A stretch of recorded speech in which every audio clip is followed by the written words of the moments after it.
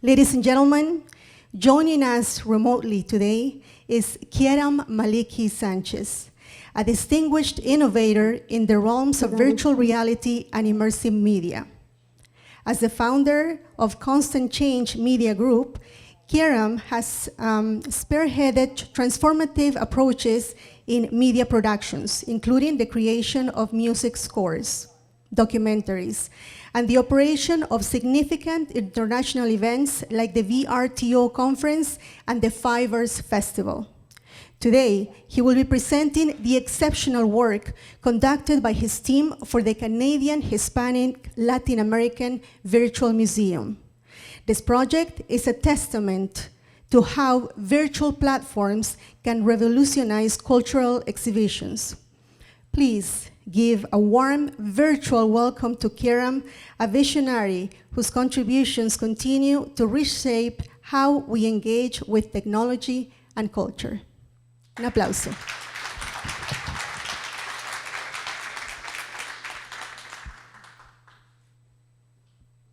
Thank you so much. ¿Me escuchan bien? Yes. Okay, perfecto. I'm going to do this presentation in English so that the widest number of people can join us in this post-mortem. So in video game and experience design, the post-mortem is when you take a look back and think about how you got to this point. And this is really an exclusive look that each of you will have with me to see the process. First of all, I'm extremely honored that every one of you responded to the invitation by the amazing work of these folks that run the CHLAVM organization and the Canadian Hispanic Congress and all the extra work that they do to keep the community alive. So I want to take you all the way back to the beginning of why this exists in the way that it does. I'm going to go really far back, all the way back to 2012, when an Argentinian woman named Nani de la Peña, who is now known as the godmother of VR, she was a hard-nosed journalist, and she liked to cover social inequities and shine a light on those. And she decided that there had to be a better way to put people in the position of these difficult moments, whether it was an encounter between the police and a person on the street, and how they would have to deal with de-escalation, or someone having to explain a difficult personal thing to their families due to whatever effect they might be enduring, or other difficult situations. And so she was invited to Sundance Festival to present one of her works in this emerging new space. And they didn't really have a way to deliver a $50,000 headset from University of Southern California to Park City. So one of her interns, or one of the interns at USC, a gentleman named Palmer Lucky, put together a little makeshift rig so that they could take this portably to Sundance. Of course, that rig and all of the people that created the origins of that rig ended up becoming a company called Oculus, which first had a Kickstarter for $3 million and then was bought by Facebook, which is now called Meta, for $3 billion about 2 years after that. Roughly around that time, I was in the indie game world, and I noticed a pattern that video games stopped having guns and stopped having even goals, and people were just doing something called walking simulator. That would mean they would go into a rich, immersive space on their computers and just walk around and just look at things and just think about poetry and the environment and what could have been there. And I thought, this is weird. This is a weird trend. What's going on here? And I started to see at the National Association of Broadcasters conference and at the Indiecade Festival, this trickling and this murmuring of VR making a big comeback. So I started my conference in 2015 and my festival to address this idea that we were moving into a new paradigm of immersion media. At the same time, the photography world started to stitch together multiple pictures to create panoramas and then even do it with video. So we started to see multiple cameras stitched together, playing video in 360 degrees. And all of this was boiling up at the same time.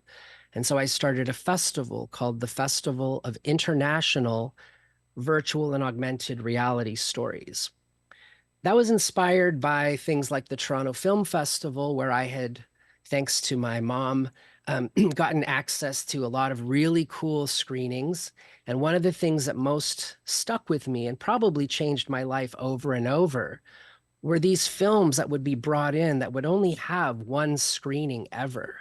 They would show life in a small village in the Philippines or, in the arid climates of the Netherlands, and showed us these pieces of the world that we simply never get access to. And I wanted that to be a part of the immersive future that we would be living in. So this is a perfect project to continue that hope. During the pandemic, I couldn't do this in person. I mean, VR is a very intimate medium, and you are putting something on people's heads and you're up close. And so obviously we couldn't do the location-based work. And so me and my lead developer, James Kayanu, worked together using the Janus platform, which was an immersive multi-user environment for VR, created by other Torontonians, James McRae and Dr. Karan Singh at the University of Toronto. And eventually they were not able to keep this commercially going, although it had contributors all over the world. And so they left it as an open source code that anybody could pick up and use without restriction. And James Kayanu took this and converted it for the web. And I knew that this was the fastest engine that was out there. It was capable of doing incredible things with 360 video, with avatars, things that no other platform could really do at the time. And so I went to James during the pandemic and I said, listen, I got to figure out how to put this festival online so we can keep it going. And I know that this platform can do 360 video better than anyone.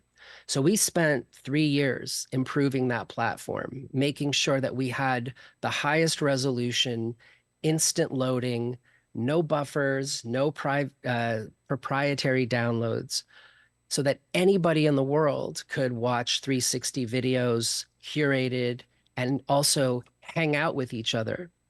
Well, Elvira Sanchez de Malitsky, who has always been a very media forward person, said, we should look at that thing that you've built and see how we could use it to represent the Latin community and its diaspora, because it has so many different things we could present in 360 video and have a virtual museum.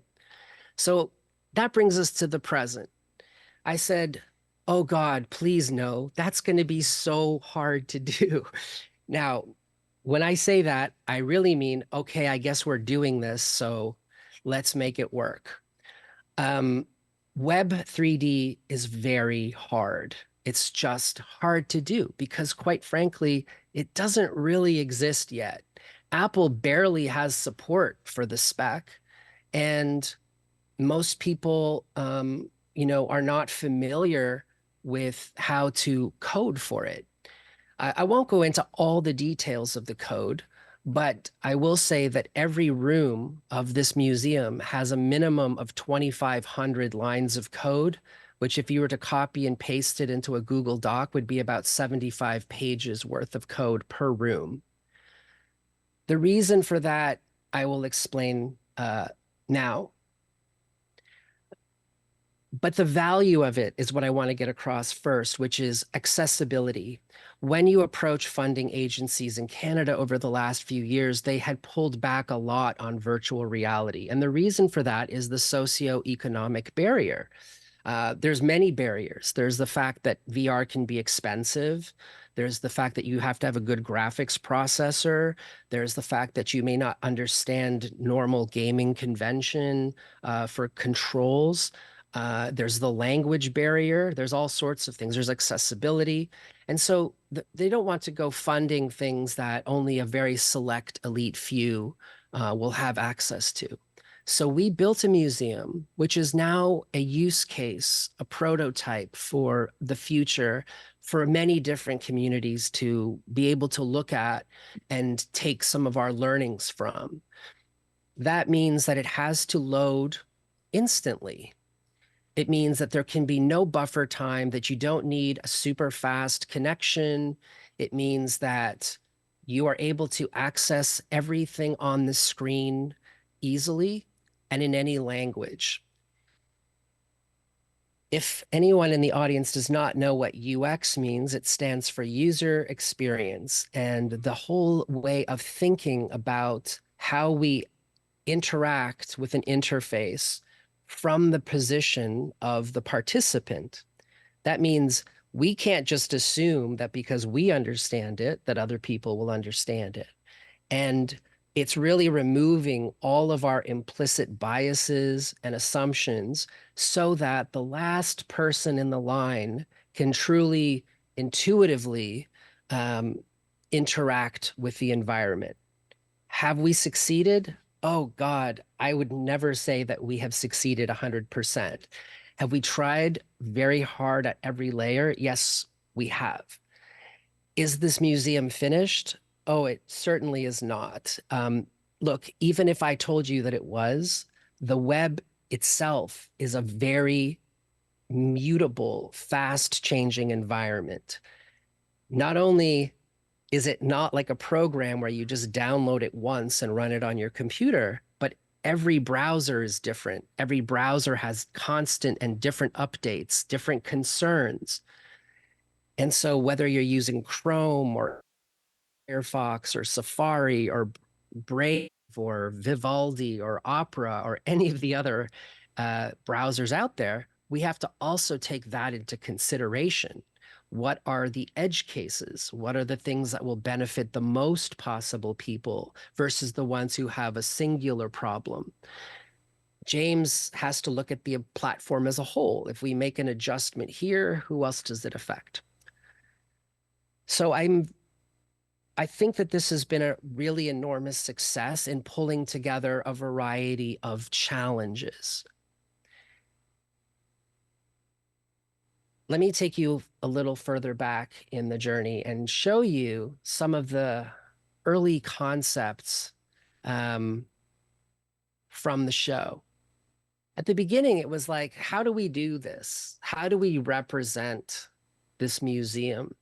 And the idea of circles was really important, of things that are in the round that can be accessed from all sides. If you're not familiar with the term orthogonal, it means up, down, left, right, and square. In civilization, we tend to live in orthogonal spaces, in boxes with walls that separate us at right angles. It's inorganic, it's unnatural. When we were hunter-gatherers, we saw far horizons. Our eyesight worked differently. One of the interesting things about virtual reality is that your eyes and your body respond to the sense of proprioception, of distance, even though the TV is literally glued to your face. And so there's no need to design for orthogonal spaces when you have infinite real estate. At the same time, you want to ensure that information is demarcated properly, that you can visually immediately understand where to move, how to differentiate one thing from another. And though you have infinite space to travel, you also want to keep everything tight and concentric and within 1 or 2 hops, I would call it. A hop is when you teleport and you go once. You don't want to have to go 5 times to get to a place. How do you keep everything in view at once? So this was a very early prototype where I was thinking about the design of a yurt. A yurt is a tent where many people can live. They can sleep in the round. There's usually a hole at the top for the smoke from the fire where they cook and tell stories can escape. And so you have a sense of the sky, but you also have a sense of enclosure. I put it at the cross section so you could sort of see, okay, here's 1, 2, and 3.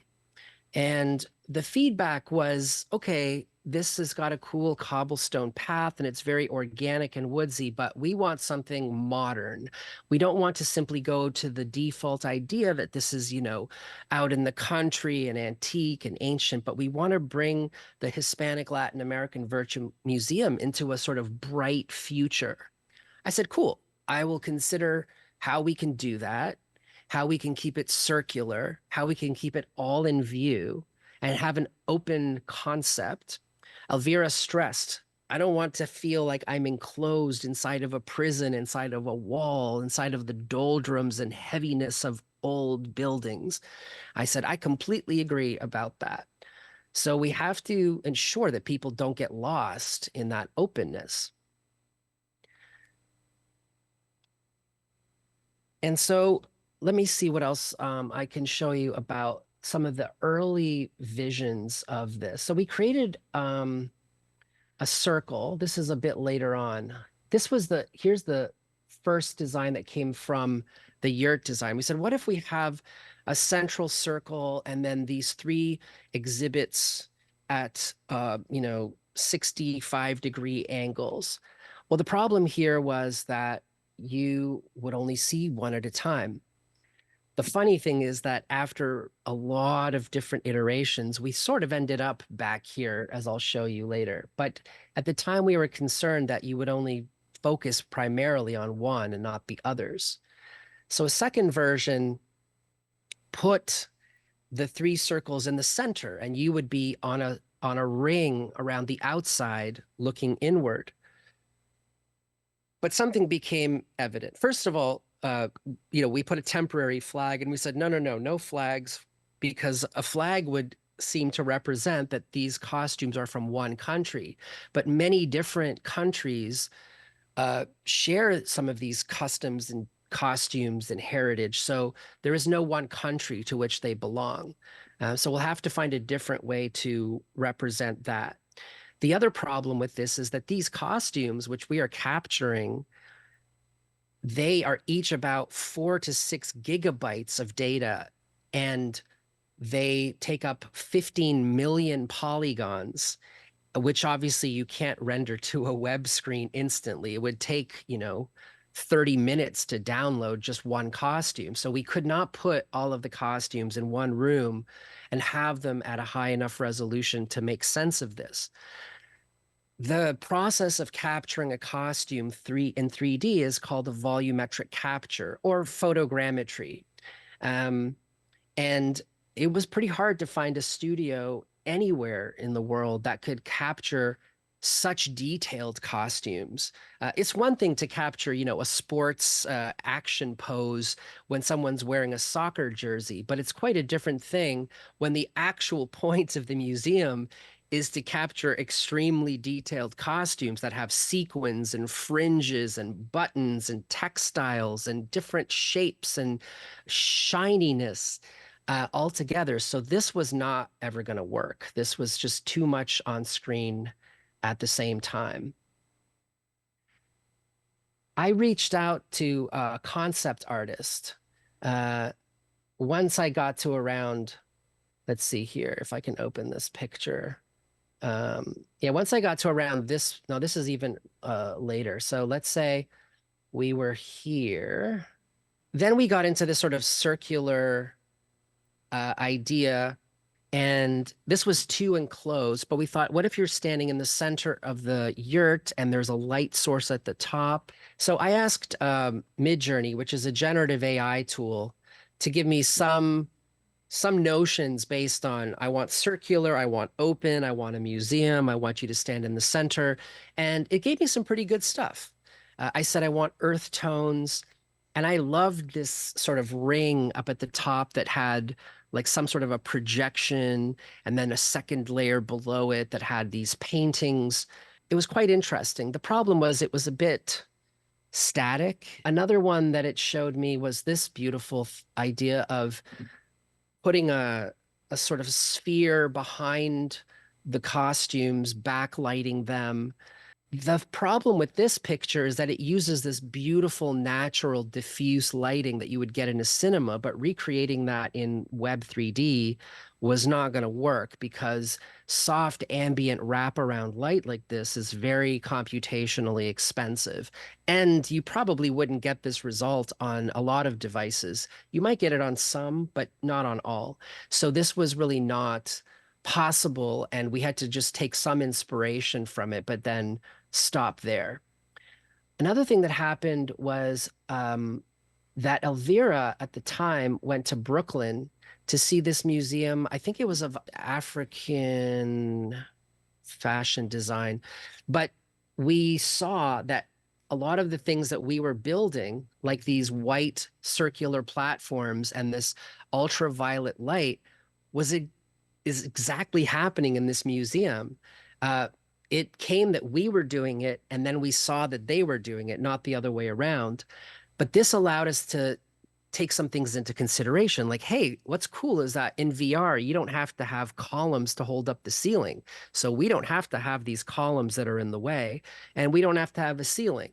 But it was nice to see how the contrast of the light background and the foreground worked together, and this sort of uplighting UV. And you'll see some of that in our final product. Another thing that was really nice was this super strong color contrast, these solid basic colors, instead of having an overly busy background, just the way that this really popped out the costume without being drab and dead. Elvira has sort of got this obsession with facets, faceted jewels and diamonds. She likes that way that a diamond can reflect many different colors all at once, and the way that you turn it will have a constantly evolving vision of a static object. So at first I thought, oh God, how do we pull this off? But I think you'll see that we got pretty close in the end. Every single one of these things had an effect on the final output. And then, even though the project is funded by the federal government of Canada, and it does represent the entirety of Canada, I was sentimental about the fact that we were working out of Ontario, and I liked the trillium, and the trillium reminded me of the diamond. And so I wanted to make a little Easter egg and work in the trillium as a tribute to that. And somehow from that, we ended up here. Now, I found a company called Objects Unlimited in Islington, who you sometimes will see at a trade show. They'll say, hey, we'll scan your grandma or your cousin, and then we'll print a little 3D statue of them for you. Well, in order to do that, they have like a little circular globe, and you stand in the middle of it, and 128 cameras take a picture of you at once, and then they have the software to stitch all of those pieces together. The problem was that they're primarily focused on 3D printing and not web, and they're two very different things. In 3D printing, you simply color the vertices of the model, whereas in 3D web, you're dealing with materials and textures and so on that are laid over top of it. But I reached out to them and I said, do you think you can do these costumes? Because we know you do full body. And they said, sure. And they really stepped up to the challenge, and they gave me some really outstanding captures. The problem was something called topology.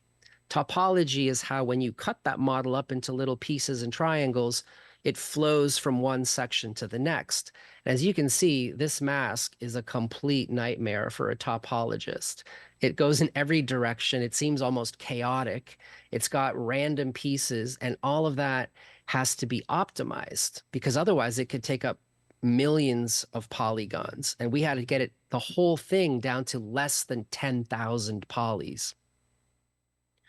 So at some point we had borrowed some of the things we learned from the previous process, and we created this circular cylinder.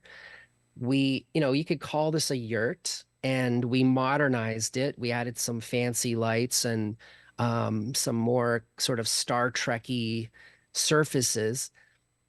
And I started to say, I don't want it to look like Star Trek. Everything in the future sort of looks the same. It looks like this weird Star Trek utopian world, and we can't just do another one of those.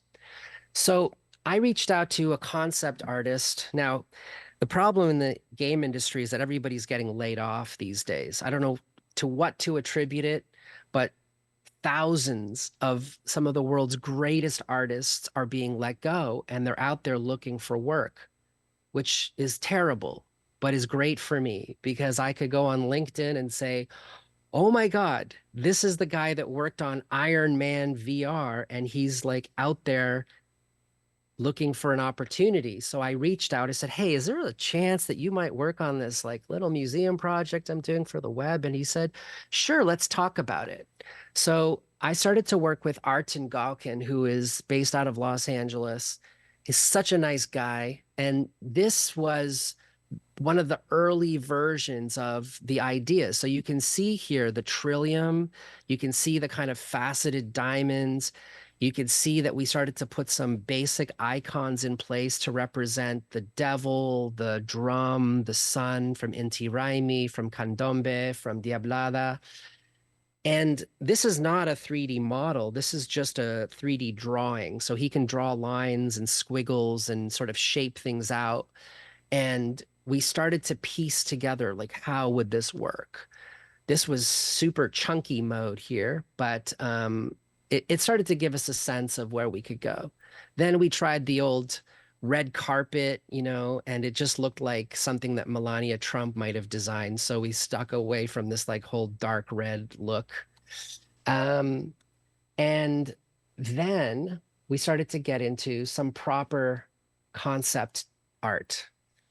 Here was an early version where we had different platforms on these stairs and these sort of lit up back projection, multiplanar, sort of like if you took plexiglass in 3 layers and you'd have a foreground, a midground with cutouts and a background. We looked at that possibility. Let me see here. I've got a lot of these. There was this version where we put portals around the outside with this complex mesh underneath, and we had this platter. And these portals were large and bright and very weird, but this, which is a very early prototype, kind of ended up being what we ended up using after a very long round trip. So here's a version where you started up at the top and you were looking down into a courtyard. And this gave you a sort of topographical view of everything at once. And then you would converge towards the center to these 3 portals, which had this really beautiful looking glow and bloom. And the problem is you're not going to get that kind of emissive glow and bloom in Web3D. So, concept art can always look so much more beautiful, but turning it into a practical reality is quite a different story. We looked at this possibility that on the outsides of the museum, you would go towards these portals and these icons started to take more and more shape. And they would be identified by colors that separated them. The problem with this was that it was kind of noisy and sort of hard to tell what was going on. And I'll show you in one of our accessibility tests just why this can become a problem.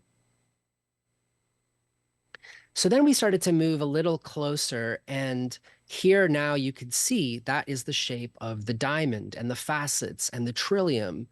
And we are continuing with this pattern of being at the top of the stairs with these 3 platforms. You would descend down, you would see that there's these different stations, and this was the lobby. We spent an awful lot of time just figuring out the lobby before we recognized that really we needed to have independent stations, 3 separate exhibits, one for each, and that the lobby would be more of like a like a reset point, a way to orient yourself, to get a tutorial, to get onboarded. Here's a version with super giant portals. This is just to give you a quick sense of like how many permutations we went through of the design. And then it was like, what color is it? Is it gray? Is it blue? We had the blue sky in the background. We had the ocean in the background. It felt too generic, too static. It needed a little more zing and not to look like a screensaver. Here's a version where the stairs were all lit up. I could go on and on about this. And then we started to get into the yurts themselves. And we said, what will they look like? How will they match the lobby? And here's a version where you can see us drawing on the canvas. We had these external screens where we would project things on a curvature. We wanted the design here to sort of echo the top and the bottom and have this flow that was a continuum. You can start to see here the UV light that's coming up from under the platform. And again, this is just a 3D drawing. It's not really a mesh yet at this point. Here's another angle of the skybox, the structure, now that we had opened up the top. So it's almost like a magnifying glass looking down at this artifact. How the backplate. So what is this backplate for? Do we project things on here? Do we put a text style? Do we put pictures? What color is it? Should the icons go there? How do we mitigate confusion? And something interesting is you could see how small people were supposed to be in this space because, we had talked about how if you go to Mexico and you see the giant statues, or if you go to Peru and you see these giant statues, we wanted to have the effect of like godlike entities. But actually in VR, that just means you're craning your neck and staring at the ceiling, and you wouldn't get to enjoy the whole costume because it would be out of your line of sight. Because on a desktop, you can sort of zoom in and out and look all at once, but in VR, you're seeing things one-to-one scale. In VR, you want something at human eye level to be about 1.7 meters high, and this here is about 8 meters high. So you'd basically be looking at the sole of its shoe. And so we couldn't do that either. Here's a more of a permutation on this where you start to see a skybox in the background. This skybox was just generated by AI at the time to say, what if we, instead of having like a fixed color or pattern, we started to place them into their actual organic environment. So this might be what the Andes would look like with the mountains. This is how a rim light would work. This is the little person. Here's the costume. Maybe there's a 360 movie in the background. And then it was like, this is supposed to be the Canadian Hispanic Latin American Virtual Museum. It's not just a museum of Latin American culture, but it's how does it connect to Canada? And that became a very important question, was how do we incorporate both of those things at the same time? So lest I repeat myself here, you can see here's one more version of what it would have felt like if this was enclosed, or if the background, instead of being an outdoor environment, was just a solid color. Now, even though it's open concept, it feels like you're still kind of inside of a space, which prevents that feeling of air and movement and expansiveness. I still think this looks really cool, but in the end, it didn't give you that sense of freedom and openness. So let me see, what can I show you next here about? So this is sort of where we ended up. You've seen the many different permutations, and this is the current version of the lobby. But I do want to show you a video where we tested some of our initial assumptions with our friend Elizabeth, who has low vision. So when you have low vision, you might be somebody who magnifies your screen 300, 400, 500% just to see something in a very small piece, which meant that all of a sudden, all of the icons that we had everywhere, all of the colors, were not visible to her all at once. Let me just play a little bit of this See it video. exactly at the magnification that you're seeing. Can you hear this, So by the way? we're going to reshare, but exactly just your screen as you see it. My apologies for that. French. So here we go. Let's just see what this is the way Elizabeth sees the screen. That's when she's sharing the screen normally. And then this will be the way that she sees like the screen. splitting my screen where I have the magnification half on either the top or bottom of the screen and then a normal screen view on the other portion of the screen. I find that really distracting for me. So I just use regular 2x magnification, or about I guess like 150%, if that makes sense. I'm going to acknowledge this one time and now pretend you're alone. Okay. So yeah, I don't like the color of the text with it being kind of this orangey brown color.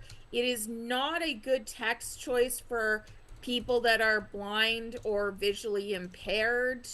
I prefer black text or red or blue. It's just good color contrast against a background. I'm trying to see what I would be drawn to. Oh, there's also something in here I'm seeing right below here. There's some yellow text below a spinning icon or something. I don't even know what that text is. I can't read it. It's too small for me. It's too hard to see. So I think. So you get the idea that there's a lot more to the ultimate design, right? Here, because it's 3D, things that are farther away are also smaller because of perspective. And depending on where you're standing in the room, particularly if you were to have free roam, means that things will stack up. That means text is now behind something or it's hidden by something. We had a lot of problems to fix here. It was very evident. Now, I will tell anybody out there who ever wants to design any experience for any reason, for any audience, do accessibility testing and do it super early. Do not do it as an add-on. Do not do it as an afterthought. Do not do it as a favor or to sign off on certain grants. Do it because it will make your whole thing so much better, so much more robust. It will humble you and it will teach you a million things. So don't just test with one sort of person who has certain special requirements. Do it with a variety of them. So basically, all of these things that you can see here, from the accessibility testing to the ideation, led to the layout that you have today. The other thing we had to do was make sure that all of this was in 3 languages. So when you come into the museum, the first thing you'll see is this start here. And this will give you an immediate language selection.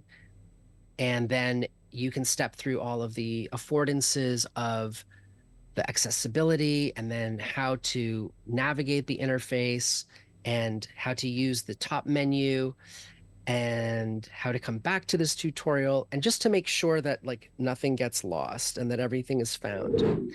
As soon as you click on the waypoint, you start to experience the first camera move, which brings you to a waypoint like this, which can take you to different locations. And these are the portals that will take you to the different yurts. Clicking on these icons will show you the 3 different stargates to go to those locations. Clicking home brings you back to the reset position. Clicking the eye will hide the UI in case you want to be in photo screenshot mode. And then you would click this VR headset down here to enter in VR when you're in the browser. Clicking this will show you what all these tooltips actually mean. And then the hamburger menu is going to give you the options as a fast travel so that if none of that makes sense to you, you can just jump into the place you want. Now, I'll leave this in Spanish for you, and you would click here to enter into the first of the yurts. Finally, I can show you the design. So At first, what you experience here in Candombe is you see the whole vista of the yurt. You see the icon in the background that it's 3D. There's a zoetrope, which is a reference back to early film and how it was done, giving you a constantly moving and changing image of the world as opposed to a static one. It adds some energy, but also for the organization, it means that they have dynamism without having to spend all day long on free video bandwidth. So it's more sustainable. Once you click the Start Here button, you open the information flow. And this is where Marcela and Rosario's work starts to come into picture. You can read about each one of these, and you've got big, bright images to better highlight and illustrate what is being seen.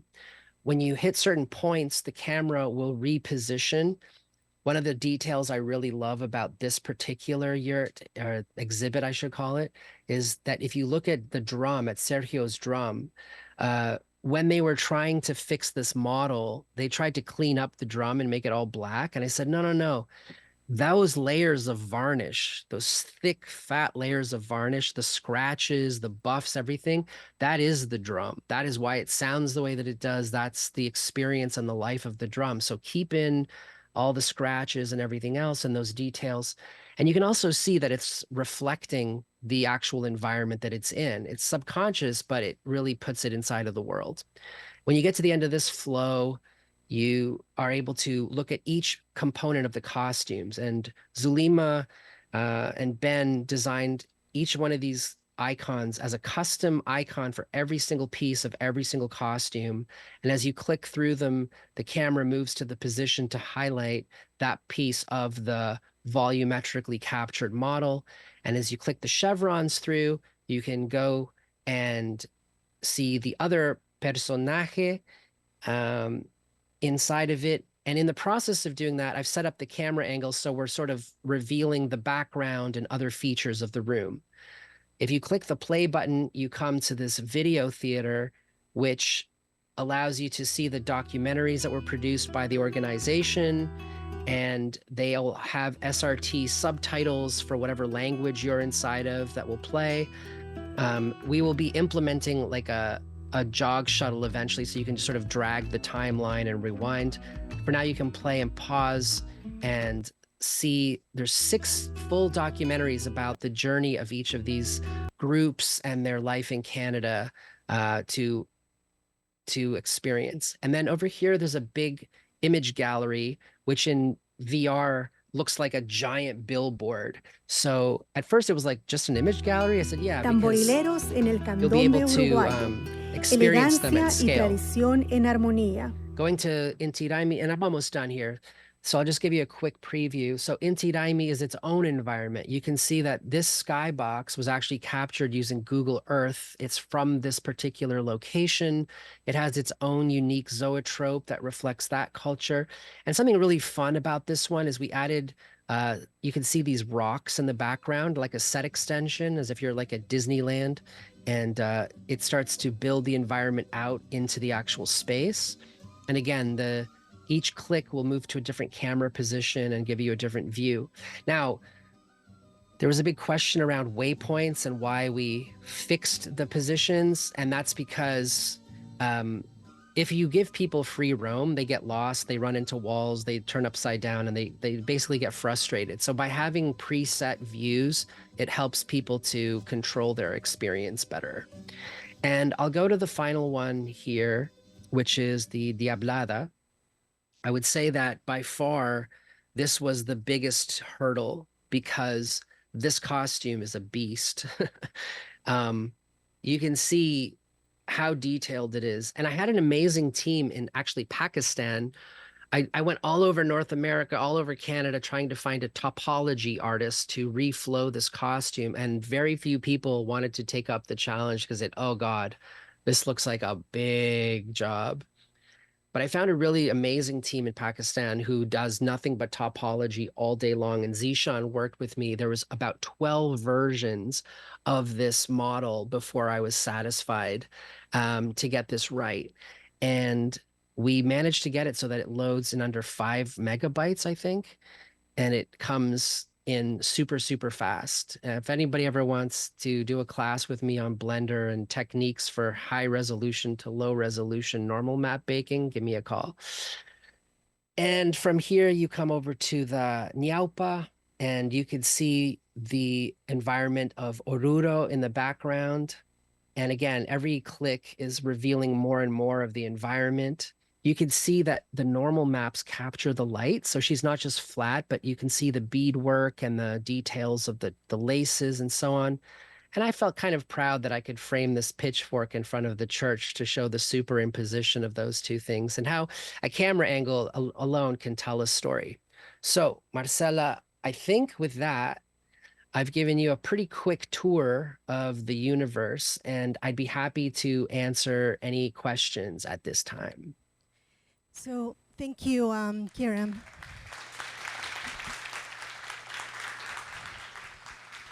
Thank you. So thank you so much for the explanation. I think you can see me, right? We have a camera at the back. So Yeah. Can we do, because you went into a lot of detail, but let's say when we're gonna share, we're gonna give you the link as you know how you can go at home and go into the museum.